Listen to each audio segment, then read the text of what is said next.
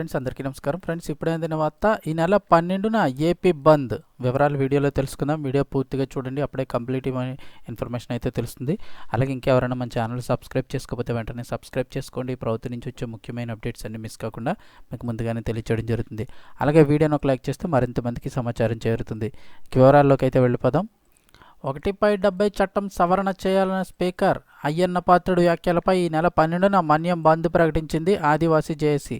1/70 భూ బదలాయింపు నిషేధ చట్టం సవరణ చేయాలని ఆంధ్రప్రదేశ్ శాసనసభ స్పీకర్ అయ్యన్న పాత్రుడు చేసిన వ్యాఖ్యలపై ఈ నెల 12న రాష్ట్ర వ్యాప్తంగా మన్యం బంద్కు ఆంధ్రప్రదేశ్ ఆదివాసీ జేఏసీ పిలుపునిచ్చిందని జేఏసీ రాష్ట్ర వైస్ చైర్మన్ మెట్టడం రాజబాబు తెలిపారు. జనవరి 27వ తారీఖున విశాఖపట్నంలో Andhra Pradesh tourism development corporation limited ఆధ్వర్యంలో జరిగిన సమావేశంలో ఆంధ్రప్రదేశ్ శాసనసభ స్పీకర్ అయ్యన్న పాత్రుడు మాట్లాడుతూ షెడ్యూల్ ప్రాంతంలో 1/70 చట్టం సడలిస్తే ఇన్వెస్టర్లు ముందుకు వస్తారని వివాదాస్పదమైన వ్యాఖ్యలపై ఆదివాసీ సమాజం తీవ్ర ఆగ్రహం వ్యక్తం చేస్తూ ఆంధ్రప్రదేశ్ ఆదివాసీ జేఏసీ ఆధ్వర్యంలో ఈ నెల 12వ తారీఖున ఆంధ్రప్రదేశ్లో గల మన్యం బంద్కు పిలుపునిచ్చింది.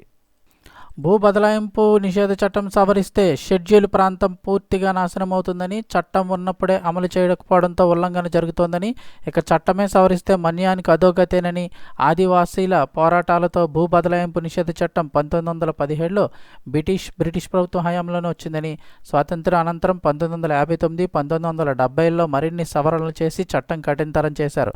కానీ అమలు చేయడంలో విఫలమయ్యారని, 5వ షెడ్యూల్ ప్రాంతం గురించి మాట్లాడే హక్కు శాసన సభాపతిగా అయ్యన్న పాత్రుడికి లేదని, తన పరిధికి మించి మాట్లాడడమే కాకుండా 1/70 చట్టం గురించి అవగాహన లేదని, అయ్యన్న పాత్రుడు అనడం శాసనసభాపతి పదవికి అనర్హుడని, అయ్యన్న పాత్రుడు శాసనసభాపతి కాకుండా నాటకాల్లో హాస్యగాళ్ల వ్యవహరించడం వల్ల తెలుగు ప్రజలు సిగ్గుపడుతున్నారని మెట్టడం రాజబాబు మీడియా ముందు తీవ్రంగా విమర్శించారు.